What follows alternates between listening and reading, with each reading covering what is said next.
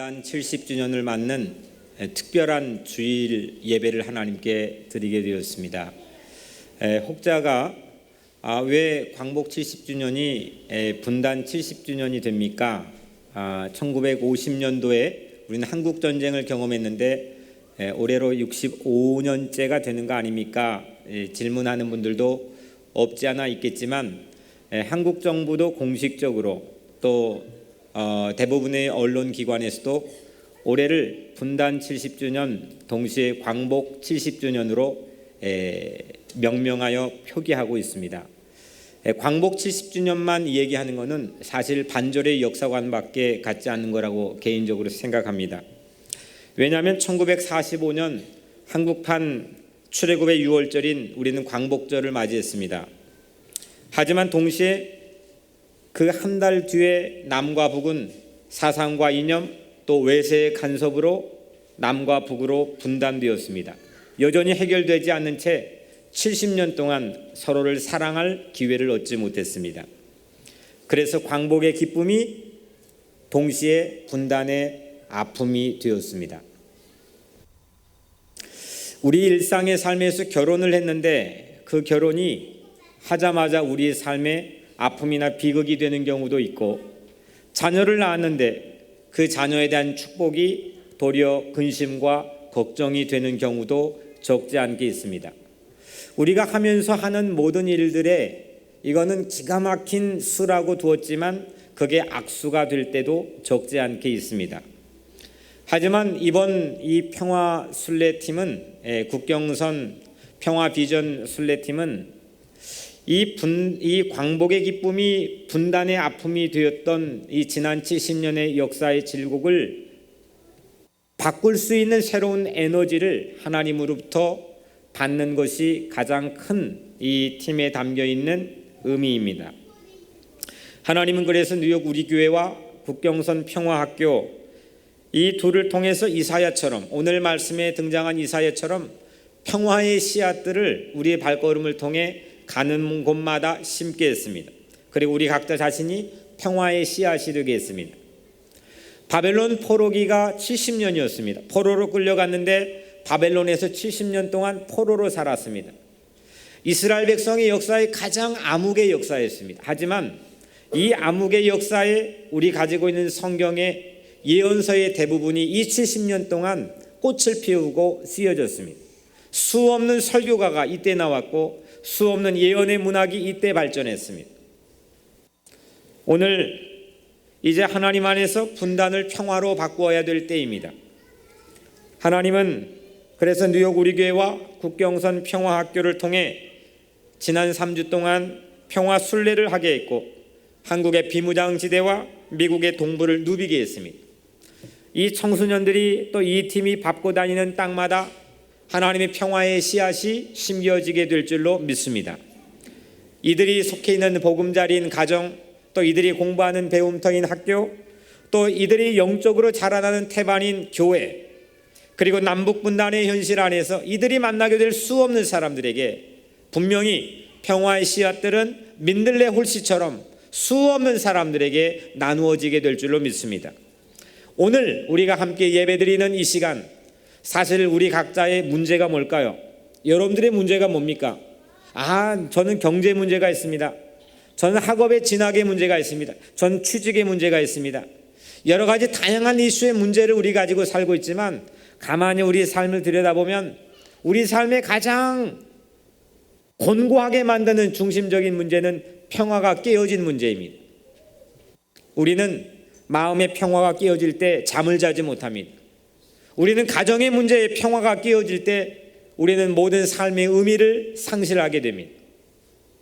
내가 사는 삶의 터전과 직장과 일터와 모든 내 삶의 자리에 평화가 깨어졌을 때 우리는 스트레스를 받습니다. 삶의 의욕을 상실합니다. 그래서 우리는 평화가 중요합니다. 오늘 여러분들 모두가 평화의 씨앗들이 되기를 주님의 이름으로 간절히 축원합니다. 오늘 말씀의 제목인 이 평화의 씨앗들은 국경선 평화학교의 대표이자 또 교회를 창립한 그 정지성 목사님이 설립한 교회의 이름이기도 합니다. 평화의 씨앗들 철원교회입니다. 그리고 우리 모두는 평화의 씨앗들이 되어서 세상의 피스메이커로 살아야 되는 그런 사명을 하나님에게 받았습니다. 오늘 말씀의 이사야도 벽적간도의 위기에 서 있었습니다.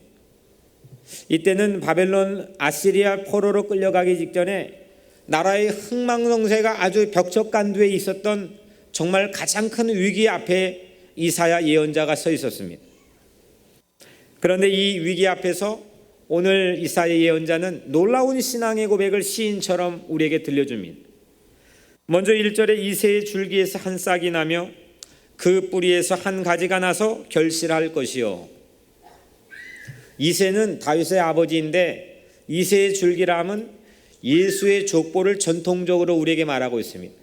다시 말하면 이새의 줄기에서 한 싹이 나온다는 것은 장차 이 줄기에서 예수의 싹이 나오게 된다는 그런 고백입니다.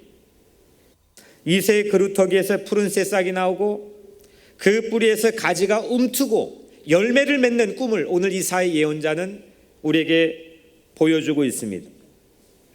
다시 말하면 메시아 예수 그리스도가 평화의 씨앗이 되는 비전입니다. 어릴 적 저는 할머니가 한 행동 가운데 한 가지 마음이 오랫동안 기억이 되는 기억이 있습니다. 늦가을, 이제 추수가 다 끝난 늦가을에 이 지붕의 처마 밑에다가 뭔가를 정성스럽게 걸어 놓았습니다. 그게 뭐냐면 추수하고 마치고 걷어들인 것 중에서 정성스럽게 선별해 고른 씨앗들입니다. 이거를 종자라고 합니다.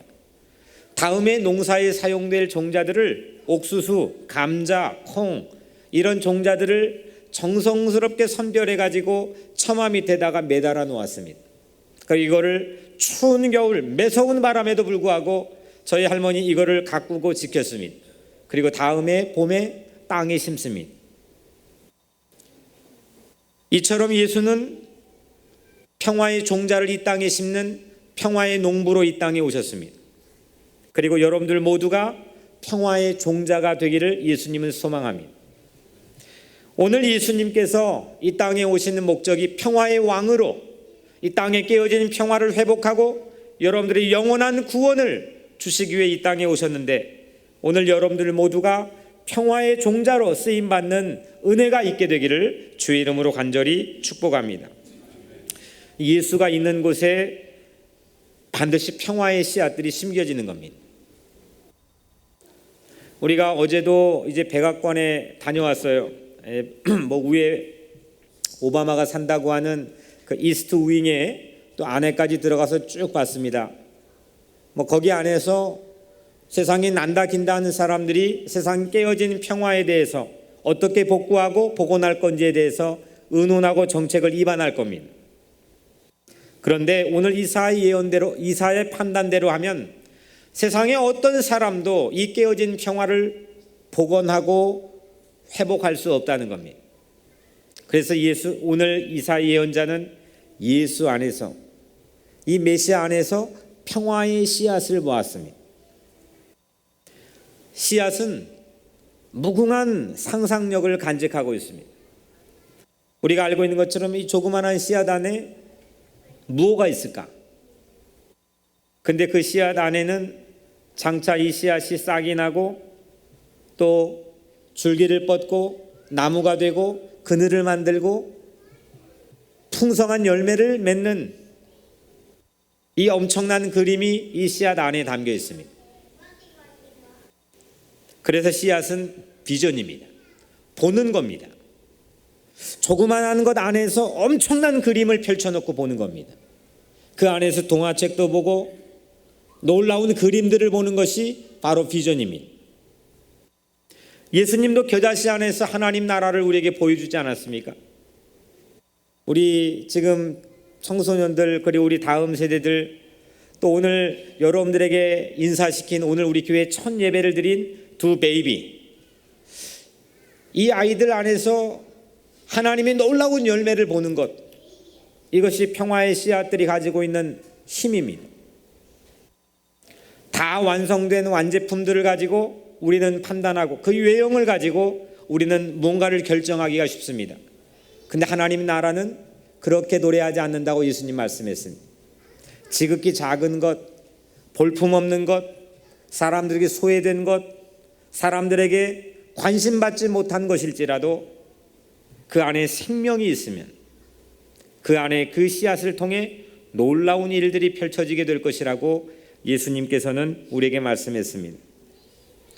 그래서 평화의 씨앗들 안에 달콤한 평화의 열매를 볼 수 있는 그런 안목을 가진 사람이 평화의 농부의 역할을 감당할 수가 있습니다. 그렇다면 오늘 이 평화의 씨앗들 안에는 어떤 그림이 담겨 있습니까? 오늘 우리가 읽은 말씀처럼 그 씨앗들 안에는 이리와 어린 양이 함께 뛰어놉니다. 표범과 새끼 염소가 함께 잠을 잡니다. 송아지와 사자가 같은 염을 통해서 먹고 어린이가 그들을 길들입니다. 암소와 곰이 함께 풀을 뜯고 사자가 소처럼 짚을 먹습니다. 과학과 이성을 가진 사람들은 분명히 반문할, 이게 진짜 가능한 일입니까? 그리고 그걸 따질 겁니다. 근데 이사야 예언은 현실이 되었습니다. 독사의 구멍이 젖먹는 아이의 놀이터가 되었습니다. 그리고 오늘 9절, 내 거룩한 산 모든 곳에서 해됨도 없고 상함도 없을 것이니 물이 바다를 덮음같이 여호와를 아는 지식이 세상에 충만할 것임이니라. 해됨도 상함도 없는 하나님의 평화가 물이 바다를 덮은 것처럼, 다시 말하면 대양처럼 높고 대양처럼 깊은 이 넓은 평화의 씨앗들로 세상에 충만하게 될 것이라는 비전입니다. 제가 플로리다에서 사역을 하면서 한 번은 이 교회 부엌에서 놀라운 광경을 봤습니다. 제가 이게 이전에 일전에 알고 있는 생각으로는 도무지 함께할 수 없는 두 사람이었습니다. 서로 곁에 가기도 싫어하고 서로 말도 섞기 싫어하는 사람이었습니다. 원수같이 지냈던 사람입니다. 서로 보기만 해도 으르렁거렸습니다. 근데 함께 하나님의 말씀을 나누고 예배를 참여했던 그날 부엌에서 두 분이 함께 음식을 준비하는 모습을 제가 우연히 목격했습니다. 손에 칼을 들었습니다. 음식을 준비하기 위해 칼질을 하는데 마음에 칼을 갈고 있던 사람들이었는데 실제 칼을 들었는데 아무 일도 일어나지 않았습니다. 너무 그냥 지나치면서 그냥 평범한 것처럼 생각할 수 있는 장면이었지만 제게는 매우 특별하게 다가왔습니다. 칼을 들었는데 아무 일도 일어나지 않고 서로 웃으면서 음식을 장면하는 그 모습을 보고 바로 이게 이사야가 봤던 예언과 비슷한 모습이구나. 세상에 만연되어 있는 평화가 끼어진 모든 것을 회복하게 할 수 있는 유일한 능력은 예수 안에 있다고 하는 믿음을 갖게 되었습니다. 우리 현실은 사자가 송아지를 잡아먹는 양육강식의 세상입니다. 조금만 약해도 잡혀먹습니다. 잡혀먹지 않으려고 긴장이 세상에 허다합니다. 조금만 방심해도 사람들이 자기를 속입니다.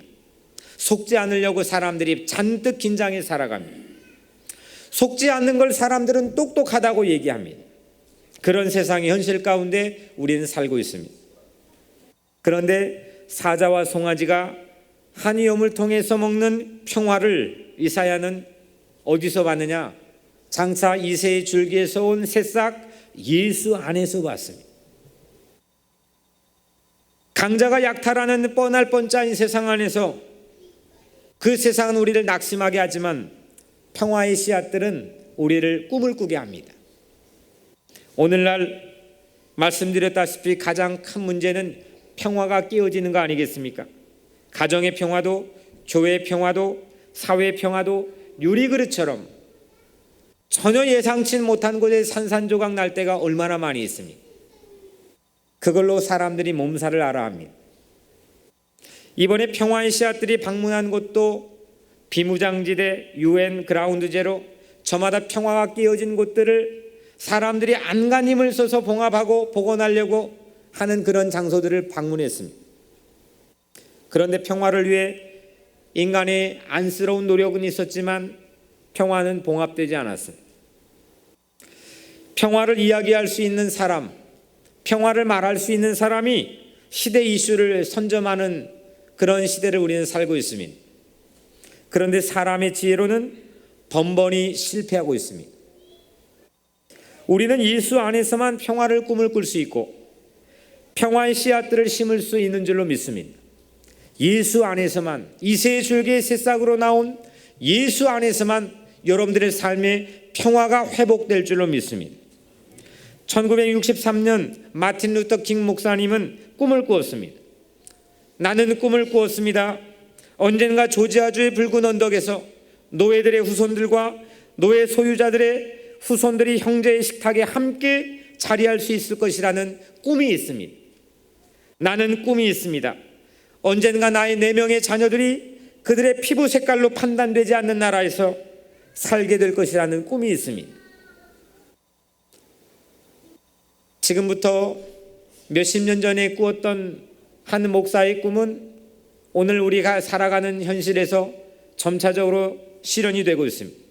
믿음 안에, 신앙 안에, 예수 안에 품었던 이 꿈, 이 비전이 오늘 우리 모든 사람들의 평화의 씨앗들로 심겨져야 될 줄로 믿습니다.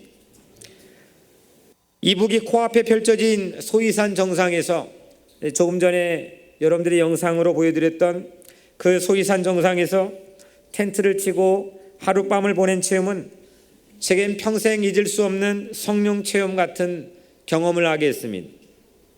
그날 아침에 설교가 우리 청소년들에게 했던 설교 본문이 오늘 우리가 읽은 설교 본문입니다.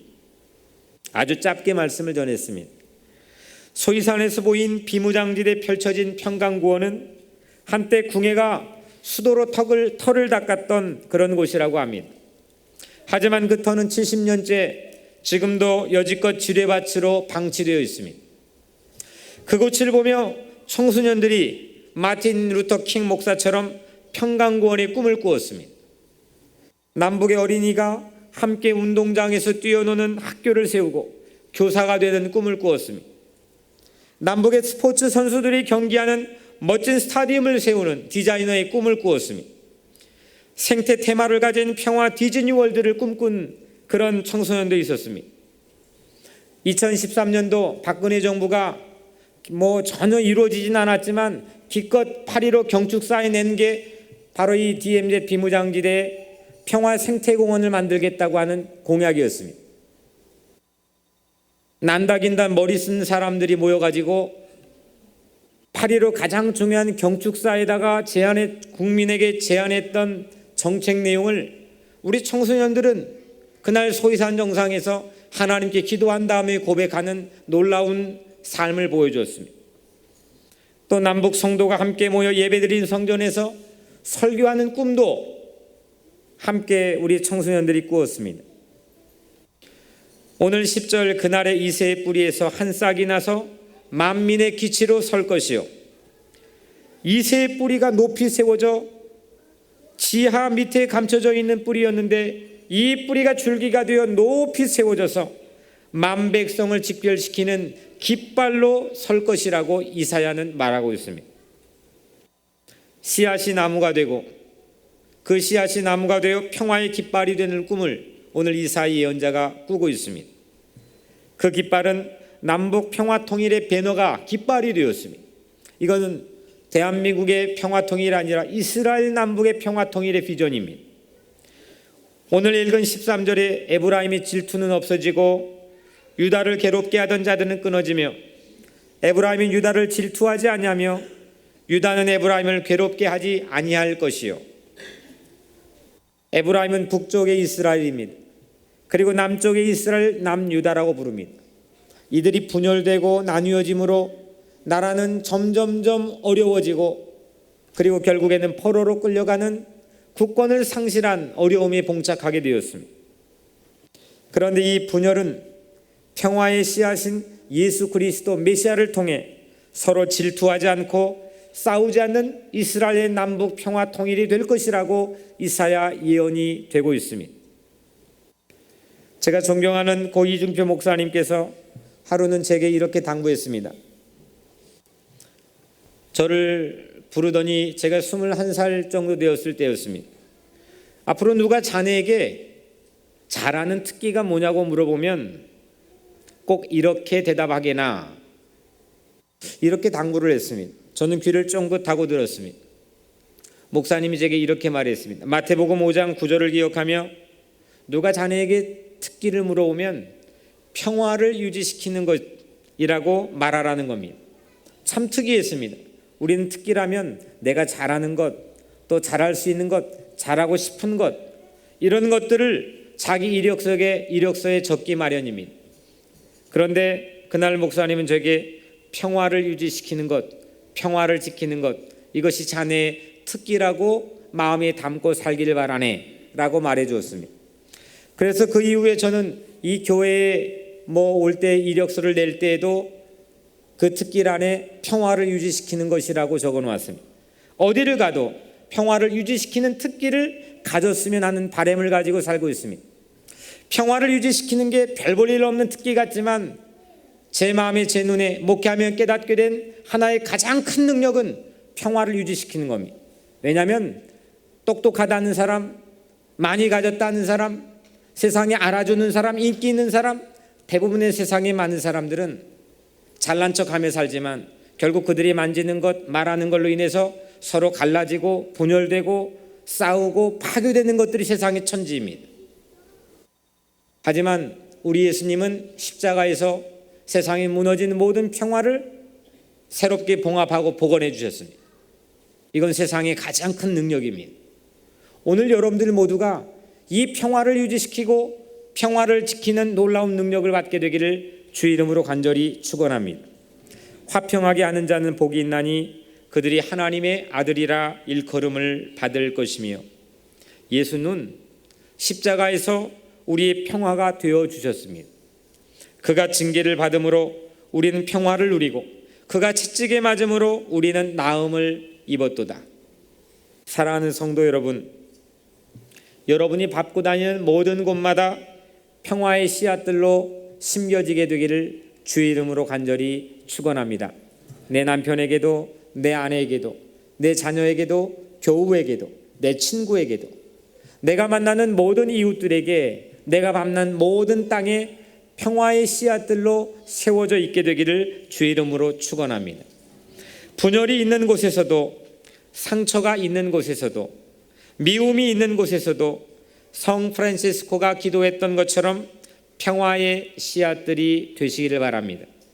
70년 전 광복이 분단이 되는 아픔이 있었지만 오늘 우리는 그 분단을 평화로 바꾸는 하나님의 귀한 능력을 받게 되기를 주의 이름으로 축원합니다. 가정과 학교와 직장과 교회와 사회에서, 그리고 갈라진 내조국 산천, 분단된 땅에서 평화의 씨앗들이 되는 꿈을 꾸시기를 바랍니다. 평화의 씨앗들이 만백성을 위한 평화의 깃발이 되는 꿈, 지금은 별 볼 일 없는 작은 씨앗으로 보일지는 모르지만 이 지하에 있는 씨앗이 줄기를 열매를 맺는 커다란 평화의 깃발이 되는 꿈, 이 꿈이 오늘 여러분들 모두에게 기도 가운데 있게 되기를 주의 이름으로 축원합니다. 하나님께서 여러분 모두에게 평화의 능력을 주실 줄로 믿습니다. 기도하겠습니다. 주님만 내게 주소서.